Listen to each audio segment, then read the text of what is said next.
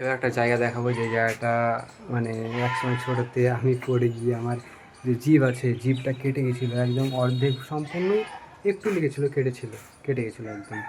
সেটা আমি আমার আব্বুকে দেখার জন্য মানে উঠতে গেছিলাম ছোটো বাচ্চার সময়, প্রায় 8 মাস 9 মাস হবে ওই সময়, যে পড়ে গিয়ে জিভ কেটে গেছিলো। সেই জায়গাটা হচ্ছে এই জায়গা, এই সিঁড়ি, এই সিঁড়িতে ঠিক এটা এটা কি এটাতে পড়ে গেছিলাম।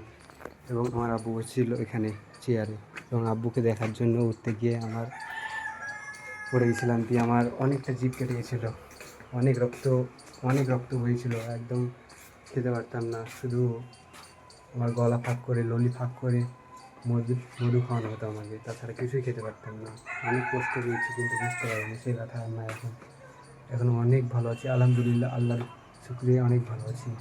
আল্লাহ আরও ভালো রাখো ইনশাআল্লাহ।